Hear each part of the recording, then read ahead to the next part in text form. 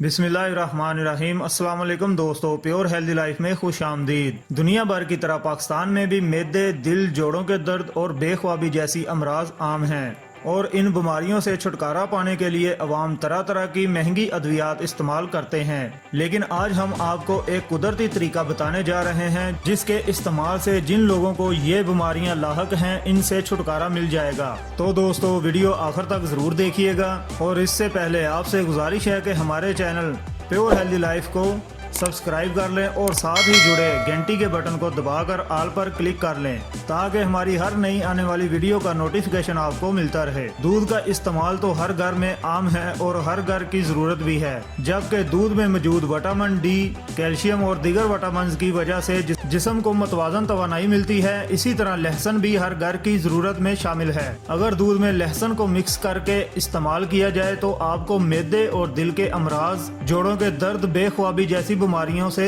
छुटकारा मिल जाएगा, जबकि इसके कोई साइड इफेक्ट्स भी नहीं है। इस दवा को बनाने के लिए पीसी हुई लहसुन की तोड़ियां 10 अदद, आधा लीटर दूध, 250 मिलीलीटर पानी, जबकि चाय के 3 चम्मच चीनी के भी इस्तेमाल करें। पहले दूध और पानी को फ्राइंग पैन में डालें, बाद में इसमें लहसुन भी डाल दें और चूल्हे को हल्की आंच पर रखकर इनको पकाएं। जब ये मशरूब तैयार हो जाए तो इसकी मिकदार आधी रह जाएगी और चूल्हे से उतारने के बाद इसमें चीनी मिक्स कर लें।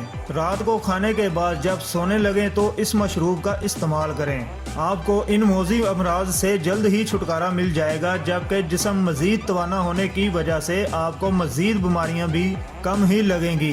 तो दोस्तों ये थी हमारी आज की वीडियो को लाइक और शेयर जरूर करें और हमारे चैनल को सब्सक्राइब करना मत भूलिए। अल्लाह हाफिज।